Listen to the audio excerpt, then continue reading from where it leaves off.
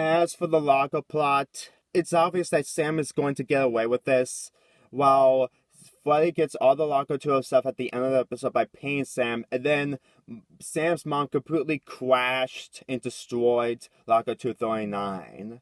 In case if you don't know, Lago 239 is just basically a Lago combined with 2. I know this is supposed to be a joke in this episode that Lago is so huge that people are very desperate to get it. But, in my opinion, it may be huge to put a lot of supplies in it. It just feels very forced in this episode. I mean, I can understand that they're just trying to find ideas for the other characters, but here it just looks weird.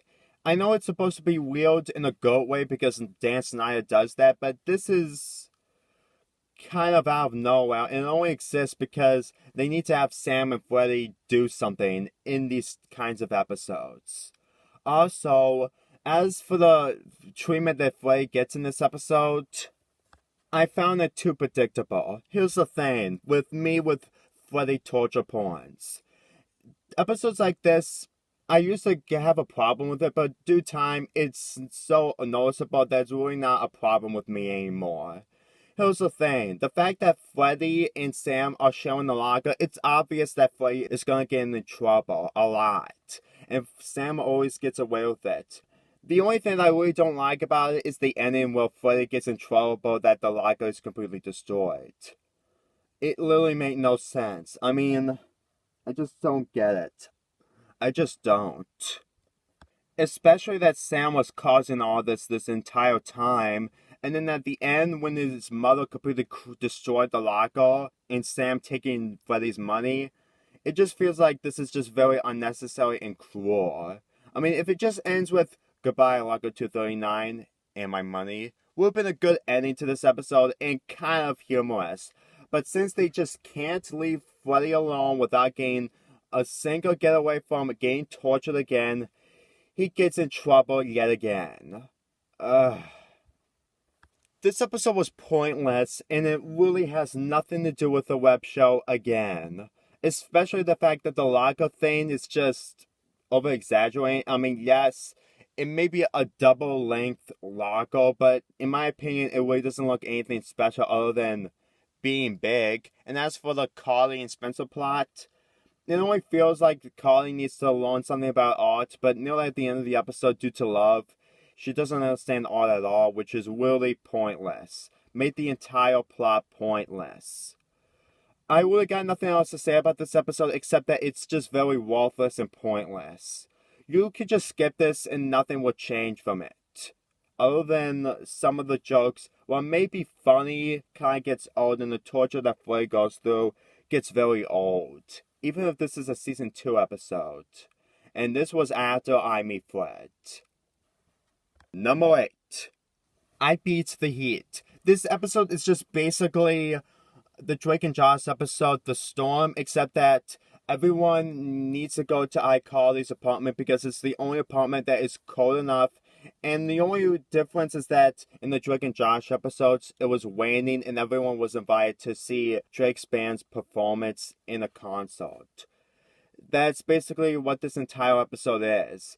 Just so many characters completely going to Spencer's and Carly's apartment because it's the only cold place in the entire town, since all the technology is completely off because people are using their air conditioners full blast. There's no iCarly bits whatsoever in this, and there's absolutely nothing that involves the web show. It's just so many characters completely going to the iCarly apartment because it's the only cold place that they can have during the time of their awful lives during the hot temperatures in summer. I really got nothing with the side plots because they just come and go. Freddy has a guard who is very taller than him, and then we get the final appearance of Chuck in this episode. And guess who returns in this episode?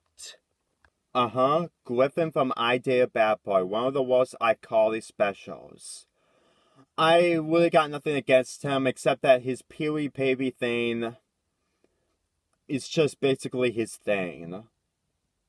At least I'm being more nicer, unlike Carly, who was very cruel to him, and I date a bad boy. Anyway, the whole reason why everyone is going to Carly's apartment is because Spencer has this cold tube that can make powerful cold wind. And when everyone finds out about this, they completely go in, along with elderly's thanks to Freddy's mom. Freddy's mom is just doing her job as a building watch patrol, so I really got nothing else to say about that. And as for Carly's Utopian Society project, it's basically her thing that she just wants to impress and get an A on her test. But when Freddy accidentally squirted lemonade on that tall girl, she ruined the project, obviously, with a Godzilla reference, which is actually pretty much the only funny part in this entire episode. I Beat the Heat is just very pointless and very unneeded. And this is the final episode from Season 3. When they get to Season 4, there's going to be a lot of changes, and the characters are going to be much dumber, and the humor is going to be much weaker. It's very sad that this is the final episode of Season 3, while everything in the earlier seasons are completely gone later on. Anyway, let's get into number 7. I Opened a Restaurant. This episode is where Gibby found a basement in school, which is kind of bizarre to say the least. And the ceiling has concrete, so no one can hear anything in the basement. So Gibby has a dream that he's going to be opening a restaurant in the basement. And he's completely not that shocked that people might find out about this, like the principals or any of that. And that's basically all this episode is. It's just Gibby having a restaurant under the school. As for the subplot of this episode, someone broke into Spencer's apartment and they stole the technology. So Spencer needs to find some ideas to take pictures or do some different burglar alarms to stop the thief. And they never found the thief in this episode. They never did. I'll get to that later. I know this is kind of weird, but I actually kind of like this episode, despite being a derailed episode. Here's the thing. This may be an episode where Gibby is really not that smart enough and his IQ is just getting worse and worse. But here, he's just being very nice and he wants to open his dream. Yeah, his dream is to open a restaurant. I'm not sure how he was able to get so many chefs and other people to help him, but it just happens, I guess. And Sam decides to help him because she would get more money if she do so. So Sam is Gibby's bodyguard in this. I really kind of found this idea very weird, but I like it in that way. Because I think the people who made this episode want to have Gibby have a purpose. Since that Gibby became a main character in Season 4 because he saved iCarly from my cycle, that's basically all I know. It's not all true, it's just all I know on why Gibby is a main character in the show. Have an episode involving around him opening his dream.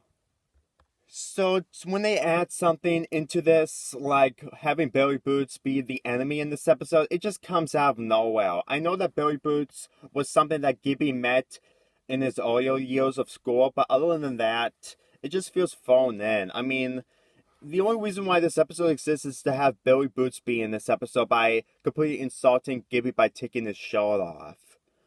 Now, Gibby doesn't do that anymore because he wants to be mature, even though that he's really not that smart enough to do anything right.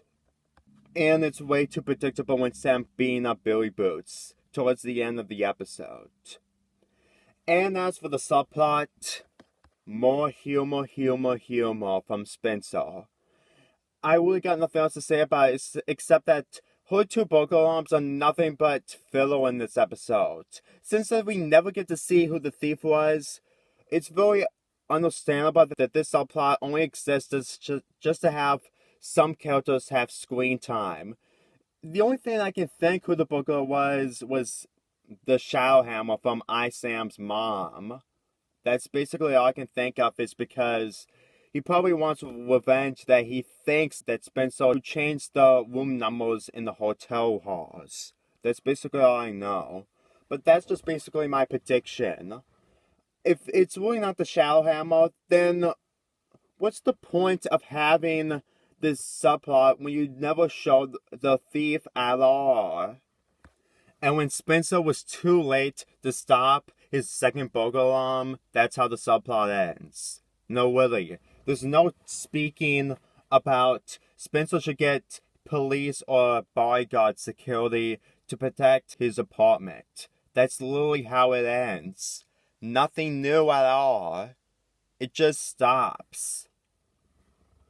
Oh my god. There's really nothing I can say about this subplot except that it just comes and goes with no revelation whatsoever. And as for the main plot, when Howard finds out that there's a restaurant under the school, he demands Principal Franklin to shut it down. But when Howard leaves, Principal Franklin wants Skippy to stay open. And despite this being a very great ending to this episode is still a derailed episode. You know, I would have been okay if iCarly completely filmed this area since they did the same and I Got Detention. Because they know Gibby and they should probably give Gibby the respect that they deserve. I know that they'll probably get in trouble because principals might find out about this, but considering the fact that Principal Franklin watch iCarly and Principal Howard and I think Mick Briggs doesn't watch iCarly anymore, I think they're pretty much safe. So I don't think it could be a big issue if they would get comeuppance when they film the web show down here. But other than that, this episode was still poor. I mean, I kind of like this episode because of the goofy idea, but for an episode not involving the web show, it still doesn't escape from this list. Anyway,